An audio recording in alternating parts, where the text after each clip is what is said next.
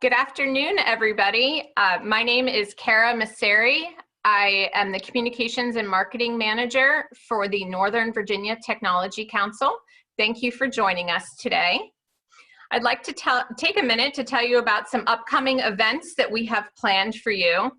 On Friday, we will have a virtual morning coffee. Jennifer Siciliano will be joining us. She is the Chief External Affairs Communications person for the Inova Health Systems. She is also a board member at NVTC. So she will be joining us tomorrow at 9 a.m. at our virtual coffee. You can register for this event on our website, which is www.nvtc.org. If you would like to ask a question today during the webinar, please use the Q&A function that you'll see at the bottom of your screen. You can enter your question there, and then I will ask Lori the question at the end of her presentation. And lastly, this webinar is being recorded today, and it's the property of NVTC. You may not distribute or use this content without written consent from NVTC. Thank you. So I'd like to introduce Lori Mahalik-Lubin. She is an advocate for working parents and the founder of Mindful Return, which is a program that helps new parents return to work after parental leave. She is also a healthcare partner in Big Law, the Chief Operating Officer of the Women's Leadership Forum, and author of Back to Work After Baby: How to Plan and Navigate a Mindful Return from Maternity Leave.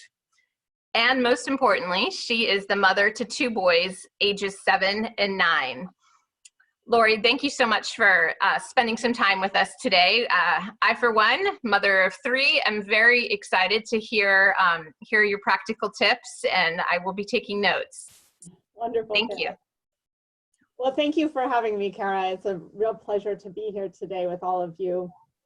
And I guess the first thing that I want to say is that we've all been experimenting in this sort of crazy space together for what is roughly the past month. And so I'm sure that everyone on this call has tried lots of different techniques and tactics for time management and sanity. And at the end of the call in the Q&A, please feel free to share some of the things that have been working for you. I'd hope that throughout the call, there's maybe one new experiment that you can try, and maybe jot that down and commit to giving it a whirl for the next couple of days. I am appreciating the humor that I'm finding on my social media channels to sort of lighten the mood these days when things can be really grim. There are a couple of posts that have struck me as some of my favorite that I wanted to share as we kick off today. This one on the left is by a lawyer friend of mine who, I think this is applicable to anyone who's trying to do concentrated, focused, deep work at this time. And she wrote, "If you haven't yet tried drafting a dispositive motion on a complicated area of constitutional law to the sweet sounds of barely muffled by expensive noise-canceling headphones, children screaming at their father that the lunch is unsatisfactory, the Kids Bop version of When the Party's Over, and what can only be the repeated banging of all clad pans against a wall by a herd of wild beasts, I highly recommend it." Those are sort of the sights and sounds of our homes these days. I also appreciate the note that at 9 p.m. it's time to remove your day pajamas and put your night pajamas on. That does seem to be a ritual around here. I also want to lead with the theme that it's not that you personally are doing anything wrong right now if you feel like you're just not able to keep up with everything. And if you're feeling distracted, it's the pandemic. It's not you. We are all distracted and we are all doing the impossible right now, especially if you have kids at home and you're trying to navigate childcare and work at the same time. I wanted to tell you just a little tiny bit about myself. I know Kara gave a nice intro and bio, and I just wanted to provide a little bit more context before we dig into the main topics. But I am a partner in the healthcare practice at a law firm called Denton's, where I am on a 50% schedule. And in the other half of my professional work week, I run a program called Mindful Return that helps new parents navigate back to work after parental leave. And I'm the Chief Operating Officer of a program called the Women's Leadership Forum that helps law firms to retain their female talent. I used to say that I wore 3 hats, but I hated the image of having 3 heads, so I've sort of consolidated it all into one hat. My keen interest in helping working parents thrive and succeed, and in this stage really just survive, started when I had my first son and I returned to work full-time at a trade association in Washington, D.C. And you know, this is my first little guy, my first days as a working mom. And then 2 years later, I had my second son, who's now 7. And I really went off the rails personally. I found at the time that there were so many resources focused on baby, how to puree baby food and massage the baby and make a birth plan and all of that. But there just simply weren't very many resources focused on the professional identity of the new working parent. And so I really set out with Mindful Return to help navigate that, help people navigate that transition back. I wound up writing a book called Back to Work After a Baby. That's pictured here, that you can find on Amazon and other places where you find books. And then these are my current 7 and 9-year-olds. Maybe fighting the dark side. We're all fighting the dark side, I think. But forces of good and evil are definitely hard at work in our house every day. I wanted to turn first to some time management strategies that you're going to be able to implement right away to perhaps help you gain a little bit of focus. And the one that's been the most impactful and powerful for me of late has been something called the Pomodoro method. And the Pomodoro method is named after the Italian Pomodoro tomato that was turned into a tomato timer, like the one that you can see here. Now, you don't have to have that Italian Pomodoro tomato timer in your house for this method to work. All you need is a timekeeping device. And the concept is that you block a 25-minute period to work on one specific task. And I know we're all just floundering around these days, more distracted than usual. And so if for the 25 minutes that you've committed to spending on just that one thing that you're working on, whether it's work related or something around your house or something with your kids, the idea is that you turn everything else off, right? You're not checking your email, you're not looking at social media, everything, all the dings and chimes and everything are off. You're focused for that period of time, and then you take a 5 to 10 minute break after doing this 125-minute period. And if during the 25-minute period you get distracted, because that's what human brains do, we get distracted, you simply jot some notes as to what's distracting you, what other things you think you need to be working on, and then you come back to the task at hand. Now, the research shows that doing a series of 3 of these Pomodoros and then taking a longer break is probably the optimal number that you should do in a row. Quite frankly, these days, if I just do one of them, I'm feeling like I've pretty much succeeded for the day. There's a wonderful book that I would commend to everyone called Deep Work, which is written by Cal Newport, and he's a professor at Georgetown University. And he writes about why things like the Pomodoro method work so well. And the reason that they work so well is that they remove the need to mentally litigate again and again and again what you should and shouldn't be doing. How much of our time do we spend staring at an email saying, should I follow up on this now? Should I look at it later? What should I be working on? So this sort of removes that uncertainty. The other tool that's been working for me on the time management front particularly well of late has been Daniel Pink's MIT. Now, Dan Pink is another, he's an author who also happens to live in the DC area. And he has this podcast called a Pinkcast. And if you go to his Pinkcast number 1.2, it's like about 1.5 minutes, you can watch him talk about this. But the concept is that you're going to be doing your most important task very first thing in the morning. And what helps me personally is writing down the night before, like on my way to bed, stopping off at my computer, or maybe you can do this like, you know, before the whole bedtime routine. And I take an index card and write on it what my most important task is for the next morning, so that whenever I get over to the computer in the morning or in the afternoon, if I'm on kid duty in the morning, to sit down and work, then that's the very first thing that I'm focused on. There's another tool that I would commend to you in the time management realm, and that's the Eisenhower matrix, purportedly developed by General Eisenhower, our former president. And really it's an assessment of along an axis of importance and urgency. So let's talk through the quadrants for a minute. And you can take basically your whole to-do list and put them in the different categories here. Now, if something is urgent and important, presumably you're doing it right now. Like that's what you should be working on immediately, right? Because you got to get it done, got to get it out the door.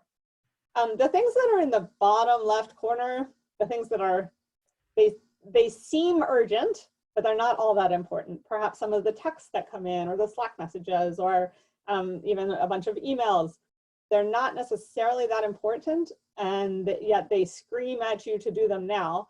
And those are the things that we really need to postpone and put into a batch that we deal with at a later time or day. Up at the top right-hand corner, we've got the not urgent, but important part. And this is the quadrant that often gets neglected. This is the part about, you know it's important to do outreach and build relationships. You know it's important to work on long-term projects that don't have an immediate endpoint, but it's so hard to focus on those when you have so many things that are seeming urgent right now. So that's where you really have to do the calendar blocking. The planning, the saying, I'm gonna work for half an hour on Friday on this one thing, penciling it in and then committing to it. And then I think particularly important during the COVID era is the not important and not urgent bucket. And that's the stuff that really just needs to go by the wayside, get crossed off the to-do list as not needing to get done. In any normal world, there are things that you simply just don't have to do off that list. And now I think it's important to just sort of put them off until COVID is over. If you are caregiving with a partner right now, I suspect that you've probably tried some form of division of labor, the battle plan of attack, divide and conquer. And I just wanted to share with you what's been going on in our house. As Kara said, I've got 2 boys. They're in 1st and 3rd grade, so we're in the thick of the elementary school stage. At our house, since the beginning of this crisis, we've basically worked it out where each parent gets between 4 and 5 daylight hours of work time, of uninterrupted, in theory, work time. One parent typically works from 9 to 2 with a bit of a lunch break. The other one works from 2 to 6. And whoever is not working in the afternoon is the person responsible for deciding what is for dinner and then preparing the dinner. We both go back to work again after the kids are in bed as well. And we decide who gets the morning shift versus the afternoon shift based on our own respective call and work schedules. We do also reevaluate all of this because pieces, of course, move around from time to time, so we have to be flexible. In terms of our kids schedule, this was kid schedule 1.0, like 4 weeks ago. We're probably on kid schedule 8.7 right now. But I kept this image in here because there are a couple of things that have stuck and that I wanted to reflect on and come back to. First of all, we did ask our kids, what part of the day do you want to be doing what? And I think giving them some sense of autonomy can really help. So both of our children said, we do math in the morning at school, so we have to do math in the morning. We're like, okay, great, fine. So they're a little bit more compliant about math because it happens in the morning and they wanted it to happen then. I'd also point out here, I wrote Rock Creek weather permitting. So in our house, since the beginning of this crisis, the thing that has probably most saved our family sanity, and I'm not saying that any of us is particularly sane right now, I'm just saying we're doing better than we otherwise would be, is for the family to all go outside as a family once a day. And how we accomplish this is my husband makes breakfast the night before going to bed and packs it. And then in the morning, we all get up, we basically roll out of bed, put on our pajamas, and then we get into the car. And we take our minivan over to Rock Creek Park, and we eat our breakfast in the car while watching the sunrise. And then we go on either a scooter ride for the kids or like a 30-minute hike for the family. And just the act of getting outdoors can be so helpful. I know of some families who have been getting out for like a picnic lunch in their backyard every day. Or walks after dinner. And I think just like having that chance to get into nature and recharge a little bit can be really helpful. Another thing that I'd point out from our schedule that we've kept is the family member time from 4 to 4:30 today and every day. Every day of the week is assigned to a different family member. My great Aunt Kathy is every Wednesday. Today is cousin day, so my kids get to talk to their 2 cousins who are around the same ages as them. So we've really had sort of this built-in structured time for us to be sure that our kids were connecting with family, and quite frankly, to make sure that our, in many cases, older family members are connected to us. There's also reward time built in at the end of the day, should they comply with the rest of the schedule.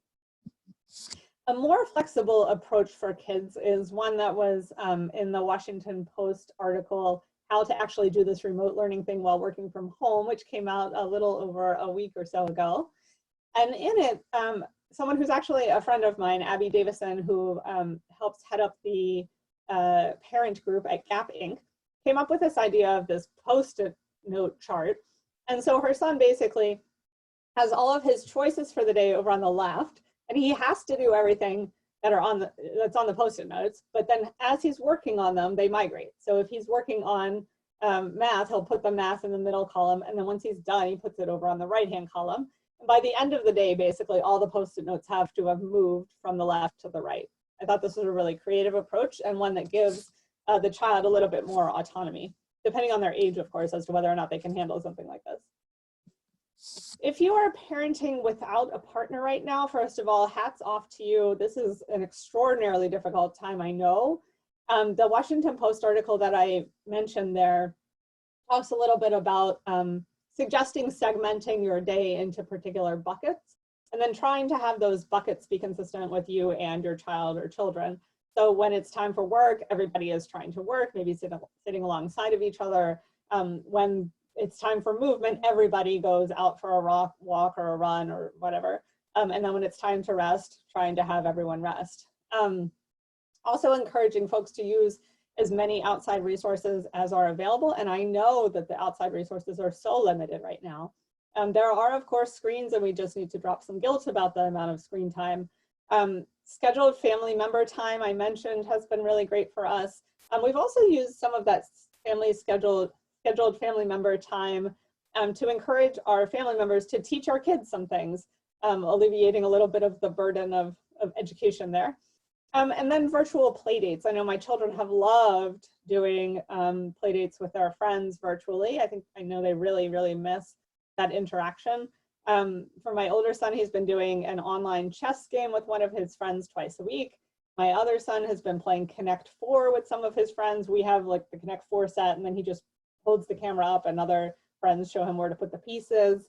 I have also heard of some folks who have hired their normal babysitters, some of whom, were off at college and who are now home, to sit with their kids for various points in the day and to entertain them by screen. We haven't tried this yet, but I'm told that it can actually be really effective if your babysitter is creative and comes up with games that the kids can play and that sort of thing, and also gives them a chance to perhaps earn a little bit of money while they're home. On the work side, in terms of managing time and managing communication, I'm a big advocate of a written communication plan, really listing out 4 different things with your manager, just so that everyone is consistently on the same page. First of all, the top priorities that you are working on this particular week and your timeline for those priorities. And I guess I'd mention in the timeline that everybody's saying these days, oh, we need to over communicate. And I don't really like the concept of over communicating for over communication's sake. When you're dealing with a parent population, I mean, most of us have like 0 time to spend just catching up for an hour or, a daily Zoom meeting just to see how everybody is. And while I appreciate the check-in, I really need to be quick and efficient. And so what I prefer in terms of over communicating is over communicating on details, over communicating on the specifics around your commitment to alleviate confusion and ambiguity. And so, for example, if you promise your boss that you'll have something to them by Friday, don't just say I'll have it to you by Friday, but actually be really specific and say I'll have it to you by 5 p.m. Eastern on Friday, so that everybody's not worried on Friday whether it's coming or not, or whether you actually got the assignment, that sort of thing. So just being like super, super clear. I think sharing a schedule of daily availability can really help, to the extent that you're not keeping your regular hours and you're not able to, and maybe you're sharing caregiving with someone else and splitting up work hours, it can be helpful for the people that you're working with to know when they can expect a response. I think being clear about the communication frequency and format can be really helpful too. And of course, listing out on whatever document you're writing this in, any other topics that you need to discuss that or would otherwise perhaps like fall off the radar because they're not immediate and urgent. In terms of setting expectations with others, another tool that I found to be helpful is the out of office message. And I think this is another situation where you can help to reduce the anxiety level of the people who are reaching out to you. So whether it's clients or colleagues, just to know that you're unavailable for this moment, but that you will be on at a later moment and promise to respond then, can drive down people's anxiety levels. So that's some sample language that I've got here for how I crafted my out of office message that I've been turning on from time to time when I know there are big stretches that I'm just not going to be at the computer. There are also a couple of things that I've learned about handoffs of late. One, handoffs and other daily scheduling issues. Handoffs can't happen in 0 minutes, I've discovered. And so, you know, to the extent you're going to have like a 2 p.m. time when you switch, it doesn't make a whole lot of sense to have someone schedule right up until 2 o'clock and then someone right at 2 o'clock without any communication about what happened in the morning or what needs to begin now. And so I think like talking, if you're sharing your caregiving with a partner, talking about those handoffs is really important. I think it's also really critical to talk about off-limit times. There are some meetings that really shouldn't be interrupted. I've tried to encourage my children not to come up during this webinar, for example. I believe they're out of the house. We'll hope that sticks. But then other things, it's fine if somebody walks behind the screen or a pet runs around or whatever. This is another thing for you to talk about the night before or the morning of and talk about how you're going to handle it and navigate it. I think resetting work hours and doing that enough in advance can be really helpful too. So my husband and I try to, very early on in 1 week during this crisis, map out for the following week who's going to be working during which hours of the day so that we can map out our schedules and give people our availability so we know when we can schedule calls and meetings. Otherwise, it's just too discombobulating. I would also proffer that right now is the perfect time to put everything on the table in terms of Homefront tasks. I know this is a big issue. I know it can be a really thorny issue. But if you think about it, there are many tasks right now that just simply aren't happening anymore. I'll throw out dry cleaning. Like it used to be my husband's thing. Nobody's going to the dry cleaner right now. But there are so many other things that have to happen that maybe previously didn't have to happen. You know, sitting there and monitoring a child on a Zoom call with a teacher, that sort of thing. And so I'd throw out there that now is a great time for such a conversation. Because these conversations can be really tricky, I want to offer a structure for the type of conversation that you might play around with. And that's over on the right here. First of all, if you are in the thick of feeling really frustrated and annoyed about something, then best not to say anything when you are in the height of the annoyance. I'll use a simple example of all the shoes being out right in front of the entryway. When everybody comes in, they just sort of are dumping them.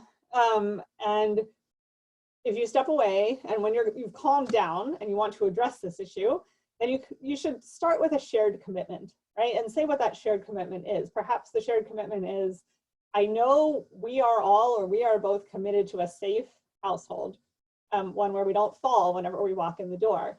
And so then you can articulate a short version of the facts. The shoes are currently in front of the floor of the door and I just tripped over them. Don't wax on, you don't have to yell about the 65 times the shoes have been there. And then state a very specific request. So for example, my request is that every time we come in, we put the shoes in the cabinet. Or maybe if the request is really around renegotiating a lot of things around who's doing what at home, the request can be that we sit down together for 30 minutes tonight after the kids are in bed to really map out who's doing what chores and what needs to get done. And then whoever you're talking to has an opportunity to respond to that request and to say yes or no, or to negotiate and throw out a counteroffer to you. So just a structure to think about as you're having these critical conversations. I want to spend a little bit of time now talking about some suggestions based on ages and stages of children for managing time and sanity.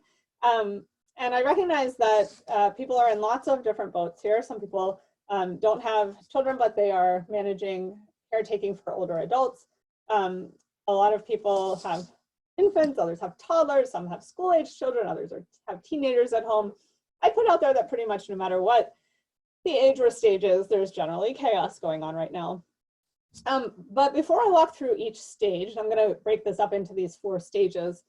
I want to put out there that one of the things that has helped me most since my second son was born and I was really having a hard time both with work and parenting has been the strategy of finding the good and really taking some time, some pause every day to find the good in a situation. So for each of these stages, I want to focus first on what might be good right now about having these kids home all the time. So if you're at home with a baby, one thing that I've been hearing is that it can be that you're not having to pump quite as much. And given how much of a slog that can be, it's actually potentially really refreshing. You're also not saying goodbye every day to your baby. You're not handing baby off to someone you don't know. And so that can be reassuring as well. Perhaps your baby goes to bed relatively early, giving you a little bit of evening time to get some work done or put your house in order. I also understand that that doesn't always happen. And then, of course, there are nap times, which fade as the kids get older. And so you still have more naps with the baby at home. I also understand that some baby naps can last approximately 14 minutes. I definitely experienced that. You put them down and then they wake up and it's over and time to move on.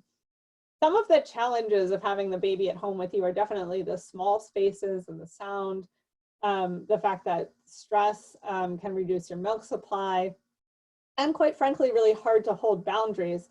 I was just sharing a story with Kara earlier about how I've been hearing a lot this week about, partners who are sharing care of the baby, and when one partner gets maybe a little bored with the baby or the baby's fussy, that partner sort of wanders into the workspace of the other partner to have some engagement or interaction or assistance, and that's not particularly conducive to maintaining attention and focus on doing work for some part of the day. So some ideas that have been helpful to folks with babies at home right now include a lot more baby wearing, perhaps than usual, on the front and on the back. The bouncer activity center that you can put a baby in, using a baby tracker app or the like for handoffs with a baby back and forth between you and a partner, making sure that you're trying to adhere to some sort of a schedule. If you have an older child at home, then having the older child bring toys and other things to the baby. There was a mom last week who was telling me that her toddler was, spent like 2 hours in the morning just gathering up stuff from all over the house and bringing it to show the baby and entertain the baby. So definitely get them to engage with each other. The typing one-handed while nursing thing is an old trick that many of us have used. And of course, staggering schedules and being very clear about not being interrupted when the other person is working. Okay, so let's shift on to the toddlers. In terms of the positives, some of the good sides are really getting to witness learning and language explosions right now. There's a lot that happens in those early years and it's fun to watch. They're so happy that you're there all the time. It's not like maybe the teenagers who wish you would go away. There are perhaps early bedtimes for you to be able to work with. Sorry, I just bumped something under my desk and it is flying off here. Let me just put that down. The hazards of homework. There we go. Sorry about that. And the opportunity to work through some naps, perhaps, unless perhaps your toddler requires being driven around in a car while napping, in which case, then maybe that's your time to zone out or listen to some music or something. The challenges, of course, are that toddlers require constant attention, really needing to be there some adult needs to be there every moment of the day. Small spaces and sound, the toddlers definitely make noise. Everyone has opinions, right? I've never met a three-nager who didn't have all the opinions in the world about what should happen right now. Some ideas that folks have found helpful include getting older kids to help entertain the toddler, sort of like with a baby. There's a wonderful online program called Go Noodle and another called Cosmic Kids Yoga, both of which get your kids moving around. My kids have used Go Noodle in their school on rainy days, like when they couldn't go outside for recess. And I think this is good for both the toddler and the elementary age crowd. I know Go Noodle has a family side of their platform that has always been open, but they've also opened up their educator side of their platform for free during the crisis. So there's a lot more content that's available for free right now. I've done a couple of these Go Noodle experiences, like 3 to 5 minute dancing video type things. And I definitely left it winded, and it was a good workout for me, and my kids loved it. So I do a thumbs up on that one. I list Mr. Rogers' Neighborhood on here as an option. In our family, we got very hooked on the old Mr. Rogers' Neighborhood episodes after we watched the Tom Hanks movie back around the holidays. That was a story about his life and about a journalist who wrote about him. And these Mr. Rogers' Neighborhood episodes, first of all, I thought they would be way too young for my 7 and 9-year-old, but it turns out my 7 and 9-year-old are completely mesmerized and captivated by them. And I found them to be a couple of things. One, very helpful for talking about really tough subjects. Mr. Rogers focuses a lot more than I remembered when I watched it as a kid on emotional intelligence issues and how to talk to kids about things that are hard to talk about. And quite frankly, right now is a time when more than ever we need to be talking to our kids about really tough subjects. Also, the pace of the show compared to other modern television shows is ridiculously slow and welcome in my mind. I have a friend who started watching with her toddler, and she said it's like drinking a cup of tea. It's sort of a meditative experience, so I'd recommend it for the whole family. Moving on, I've heard that it is possible to do virtual playdates with your toddler. I know some preschools are facilitating this, and daycares might be facilitating it. There's also a company called Grow Playrooms that I think helps set up some toddler playdates and facilitates those as well. And once again, staggering schedules is important no matter the age or stage of your child. If you're home with a school-age child, and that's really the thick of where I am right now, some of the things that have been really exciting have been teaching children new concepts. It's fun to have my first grader sit next to me and read me a Berenstain Bears book on the couch that I otherwise wouldn't have heard him read. And I have to say that I'm actually pretty delighted with not being an Uber driver right now. Not running around to a million activities is really refreshing and something I'm not looking forward to going back to, although there are many things I'm looking forward to going back to, like having school and childcare. Some of the challenges, at least in our house, have been sharing devices. It seems like everybody just needs to be on Zoom or Teams or whatever at different times of day. The prep time that it takes to get ready for the children's school days and knowing what they're supposed to be doing when and kind of mapping out everybody's puzzle piece of a schedule and making it work has been a real challenge. And small spaces and sound, once again, kids make noise. In terms of ideas, I already talked about Go Noodle, these play dates with friends and making sure that they're able to connect with them is helpful. There's an app that my older son has really started to enjoy called Marco Polo, where he and his classmates can sort of send messages to each other, video messages to each other. For those of you who are struggling to have enough workbook type materials for your kids, there's a website called education.com that I've heard rave reviews about that contains age-appropriate worksheets and lesson plans. And then I mentioned before asking family members to teach some lessons. My aunt is a nurse, and so we've asked her to weigh in on some biology type anatomy concepts. My mother-in-law is a former school teacher, so we've had her teach some lessons, etc. And once again, trying to stagger schedules with a significant other when possible. And finally, if you're home with a teenager, and I know Kara can perhaps provide some more direct experience with this than I, but I spoke with a colleague of mine, Tom Spiegel, who is a lawyer and with whom I do a podcast. We both co-host a podcast called Parents at Work. And thank you for coming back on, Kara. No problem. I'll pause for a moment and see if you have anything to add after I say this. But Tom's reflections were that the good things were that he had more time to spend together with his teenagers, and the bad things were that he had more time to spend together with his teenagers. There was inevitably a lot more communication, But his children, he has 4 kids, and I think 2 of them are teenagers, one's a preteen. And the kids are so much more used to independence, really missing friends and sports and activities in a way that the younger kids just aren't, and really trying to figure out who's going to be using what spaces in the house for work and that sort of thing, because you don't have to worry as much about that when the kids are really small. What he found was helpful was letting teens be really involved in setting their own schedule. He basically said, hey, you have to do these 5 things tomorrow, but I don't care when you do them. Encouraging them to be creative. One of his sons was creating a YouTube channel online with a friend. Another one was working remotely to start a company with a friend of his. And they were, choosing a URL and designing a website, and really encouraging them to use their intellectual and creative skills for good during this time. Kara, is there anything you want to add to this about having teens at home?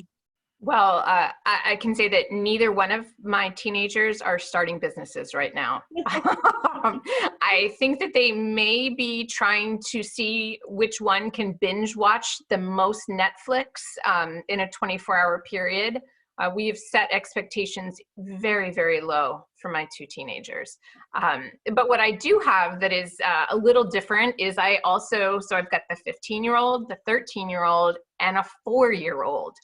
So I have told my 2 older daughters they have unlimited data on their cell phones, which I pay for every month, that they need to pay me back by giving me 2 non-consecutive hours of childcare each and every day. So that gives me 4 hours uninterrupted from my 4-year-old in which I can get work done. So my desk was moved to my bedroom. I have a door that I can shut. I have a sound machine I can put on. And again, as what you've been talking about, I've lowered my expectations immensely. As long as the little guy's alive, fed, gets some fresh air, I'm happy. That's about where we are right now. Yeah, thank you for sharing. That's a brilliant plan and a great payment system. I love that. Right? Data for babysitting. Yeah, that's awesome. I'm definitely going to use that one when the time comes around. Right. Thank you for weighing in, Kara.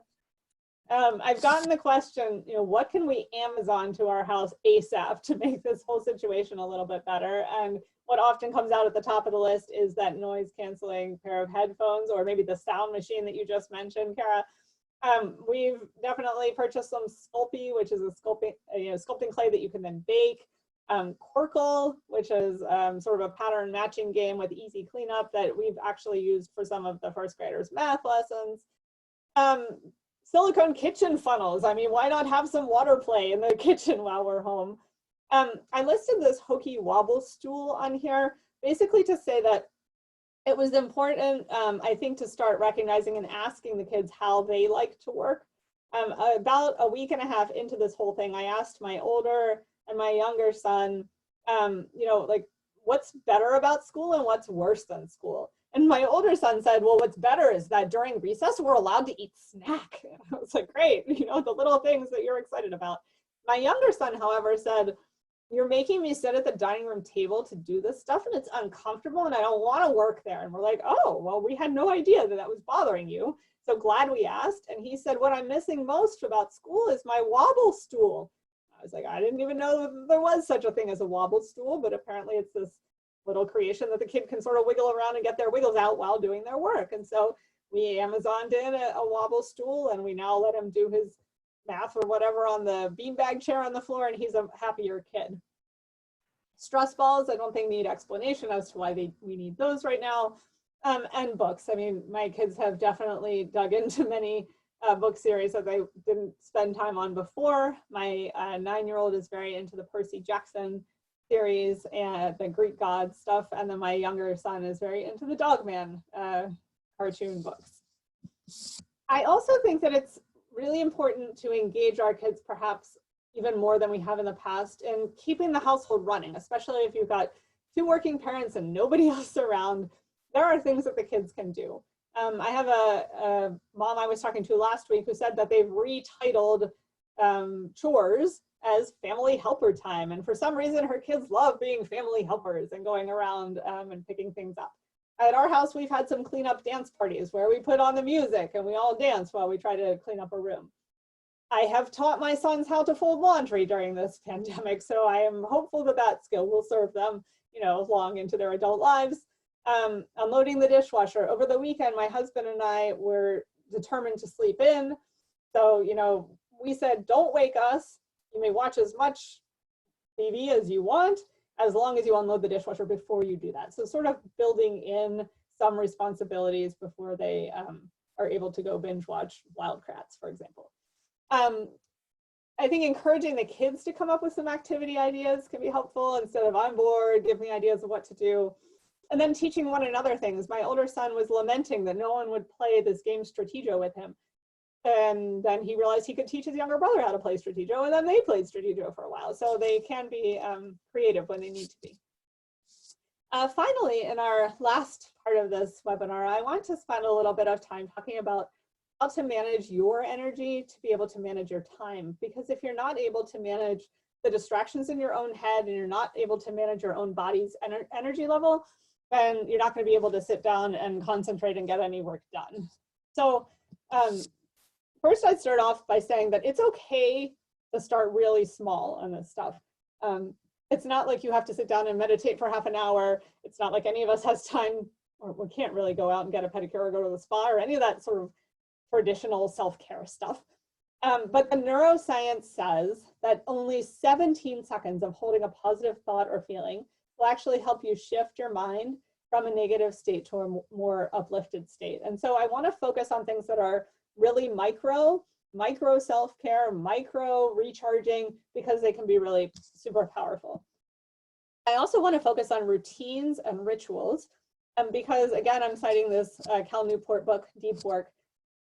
He says that you have a finite amount of willpower when you wake up in the morning. And as the day goes on, you use up the willpower reserves. And so if you're using the willpower to decide to do something that you really know you should do or want to do, then you're using it every day. But if you build that willpower, if you build that thing you intend to do into a routine or a ritual, then it removes the willpower question. So for example, our family's built in this morning ritual of going out to Rock Creek Park. We don't think about it, we just sort of get into the car every morning. I have a college friend who says that she's required to be on a work call every single morning, like with the same team. And she said, that's fine, but you'll get me on the work call if I can go running during the work call. So she puts her earpods in and she goes out for her run and, talks as she needs to, but she's sort of like coupling those things that she knows will really keep her healthy and sustain her with the things that she also needs to do. I've talked to people who are going on walks with their kids in the afternoon by taking them out for stroller naps, taking the dog out for a walk to get some exercise in, that sort of thing. Some of my own micro-mindfulness practices that I've adopted over the past few years have involved multitasking my shower. So I wanted to set an intention for my day at some point because I heard that setting an intention was a cool thing to do and it could be helpful. And by like 3 or 4 in the afternoon, I would realize that I hadn't done such a thing. I hadn't set any intentions. So I came up with an acronym that I use in the shower, and it's IS. Sort of a form of to be, and the I stands for intention. So I set an intention, whether the intention is go to bed at 10 o'clock tonight because you're exhausted, or if the intention is to get a certain project done, or repeat the mantra, I am enough today. The first S stands for stretch, so do some yoga poses, some stretches in the shower. And then the third S is for savor, which is, oh my gosh, I have hot water. No one's attached to me in the shower. I'm alone right now. There's, no one bombing my house. I have enough food, sort of that moment of pause and gratitude. Speaking of pause, I think it's so important right now to build pauses and breaks into your day. On my way to work, I used to take a pause by stopping off at either a park bench or a hotel lobby and turning on the wonderful app called Insight Timer. Now I wake up and I use Insight Timer before we go on our hike, but it's a great meditation app. It's got guided meditations in addition to a lot of meditation music, and it's completely free. I put Mr. Rogers on here because he's very into transition rituals, right? He changes his shoes at the beginning and end of each episode, zips up his sweater. My advice here, which I hope most of you have been doing, is to actually get dressed. When you wake up in the morning, I don't care if you're putting on the daytime yoga pants instead of the nighttime yoga pants, but just change clothes to get into a different mindset for the day. Also, I'm a big fan of gratitude journaling. This is something I started after I had my second son and was in a bad place emotionally. And I've been using this wonderful book called The 5-Minute Journal, which you can find on Amazon. And it really literally has only 5 minutes worth of prompts for the morning and the evening that focus on gratitude, things to be grateful for, things that happened during the day that went really well, etc. I think it's most important these days also to keep in mind micro-mindfulness connections. To be sure you're gathering with the people who you love and care about, even if you can't do that in person. My book club has been meeting for 15 years and we've converted over to Zoom. We see our family members by Zoom. We had in the past, until a little bit more of a lockdown went in place, done some social distancing happy hours in the back alleyway of our house. And then of course, use the mental health support resources that are available right now. A lot of therapists are doing work online through teletherapy. So really reaching out and making sure that you're connecting to people who can help you and to people who you really care about. I'd throw out there that if your employer has a working parent group, now would be a great time for you to get engaged with it and to see what resources and supports that group might already be putting together. I'd also put out there that I run an email list called the Working Parent Group Network of the leaders of working parent groups. So if you are one, or if you know some of the leaders of working parent groups, feel free to reach out to me at this website here, mindfulreturn.com/WPGN, and I'm happy to add you to the email list that we use to sort of brainstorm ideas for how working parent groups can support their populations during this time and all times, really. In terms of other techniques that you can use to bring a little bit more calm and energy to your body, one is the power of really centering. And the concept of centering is something you can see in lots of different worlds, but one where it's really obvious, I think, is in the professional sports world, when professional sports were happening. Before every play, the athletes center into their body before they make a move. And it's something that we can do as professional corporate athletes as well, if you will. So in order to center and connect to your body, and we can do this together once here, what I recommend is really sort of feeling your feet on the floor first, which really helps bring your attention out of that thinking mind and into your body. And then you're going to sort of lengthen your spine and sit up straight and lengthen your neck. And you're going to take a breath in for a count of 4 and a breath out for a count of 6. So we're going to go do that together once. So breathe in, 2, 3, 4, and out, 2, 3, 4, 5, 6. You can do that one more time on your own.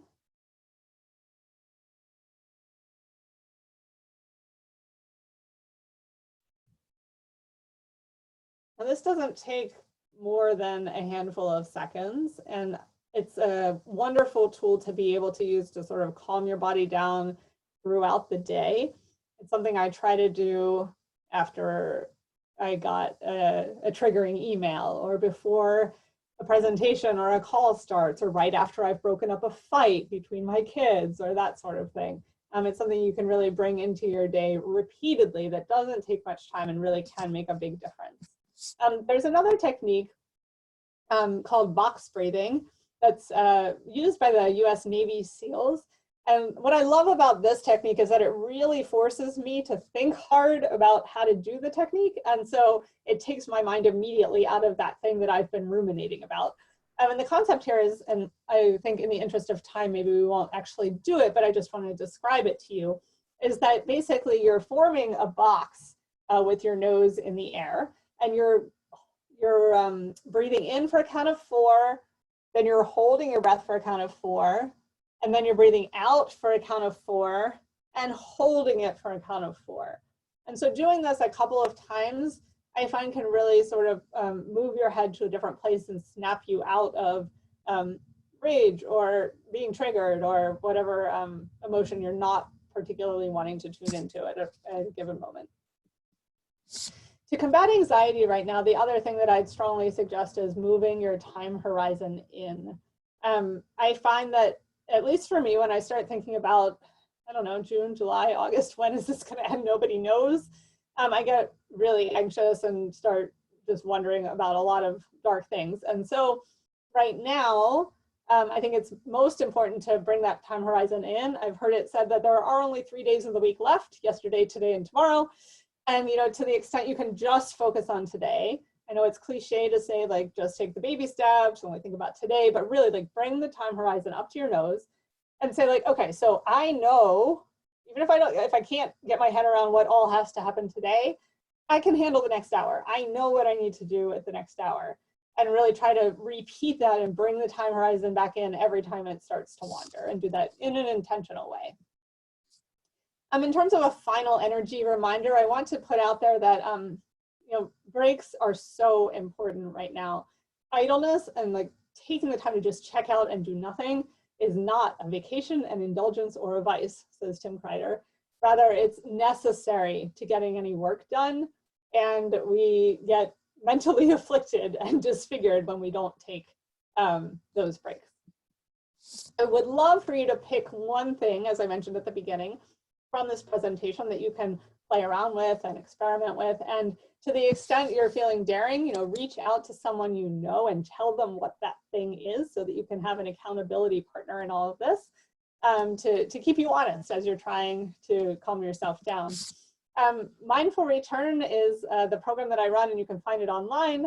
I have a weekly newsletter called Saturday Secrets that you can sign up for on my website that offers a short Q&A for working parents every weekend. You can follow Mindful Return on Instagram and Facebook and Twitter. Reach out to me. If you're a brand new parent going back to work after parental leave, we offer a 4-week online cohort-based program that has been up and running for 5 years to help you through that transition back to work after parental leave. And we have a new session starting on May 4th, both for moms and another one for dads. So I will stop there, Kara, and just see if there are any questions that people have in our waiting moments, or anything that people would like to share that's been working particularly well for them these days. Okay, I have received a few questions, and just a reminder to everyone on this webinar, you can type your questions in the Q&A box at the bottom of your screen, or just type it in the webinar chat that you see hopefully to the right of your screen.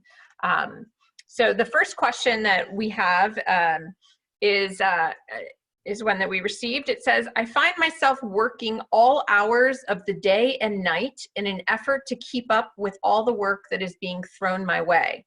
I really want my nights back. How can I accomplish this? I hear you. This is such a hard time, and boundaries are blurred, right? Completely blurred. Home is work and work is home.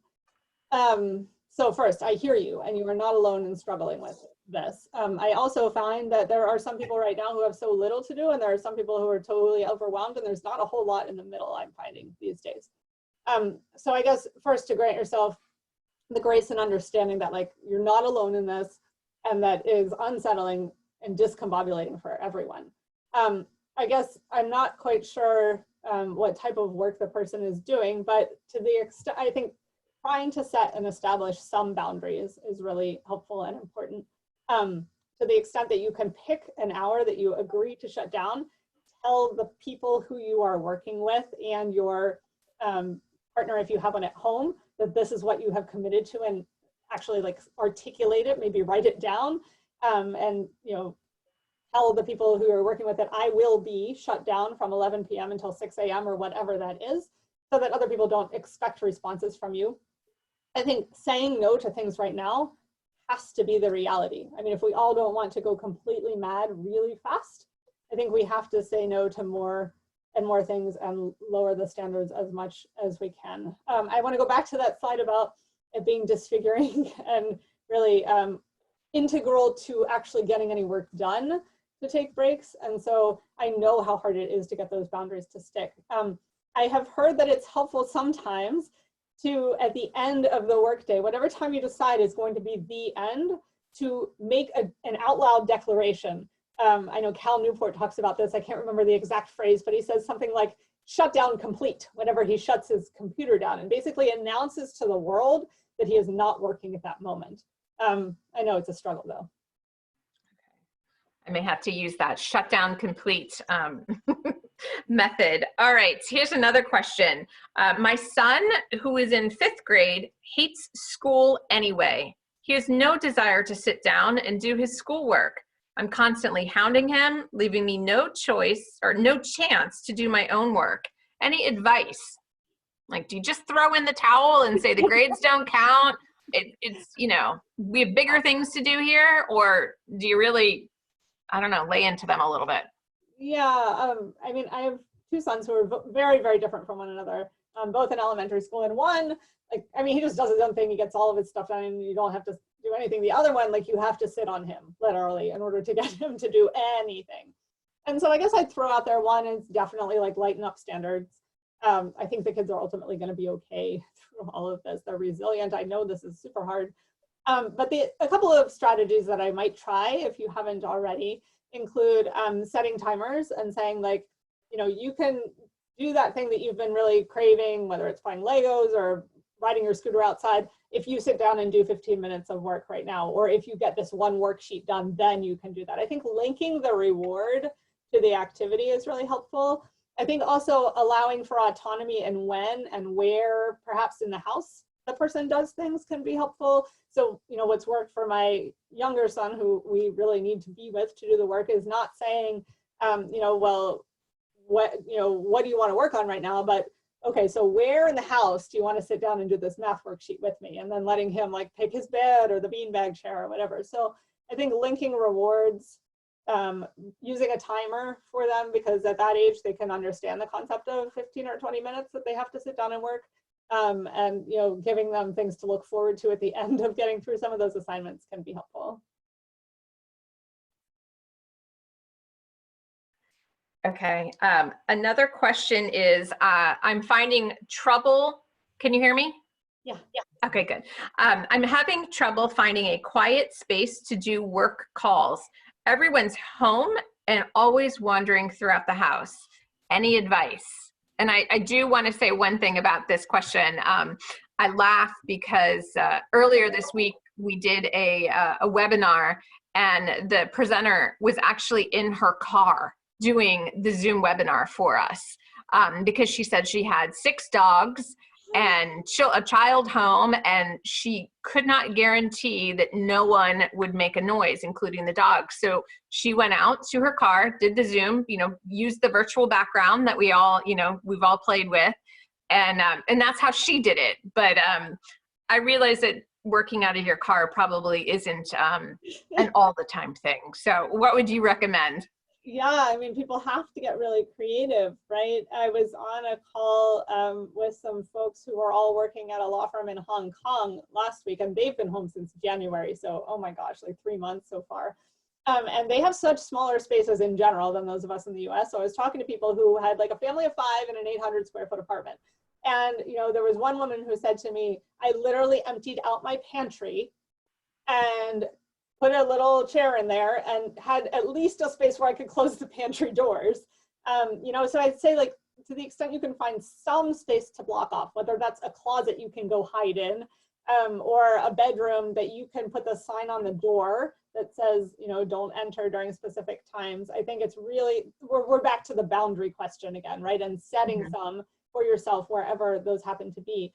I've also talked to people who have been putting signs on the door that say things like, you know, knock, or when it's green, you can knock and come in. Whenever it's yellow, you know, like send me a text. Whenever it's red, like if it's an emergency, slip a paper under my door or something, so that you can set ground rules for how people are going to communicate you when you're trying to isolate yourself from the rest of the world. And then of course, those noise canceling headphones come back again to being useful.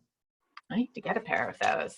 All right. Well, thank you, Lori, for your time today. Do you have any final thoughts as we end this webinar that you'd like to share? We are all in this together, and gosh darn it, it's hard. None of us really knows how to do this right. There is no right. We're all just trying to make it through. Great. I completely agree with you. Well, thank you everyone for joining us today. I appreciate everyone taking an hour out of their day to learn with us. And I hope that we will see some of you tomorrow for our virtual morning coffee. Thank you. Have a great day. Stay safe and stay healthy.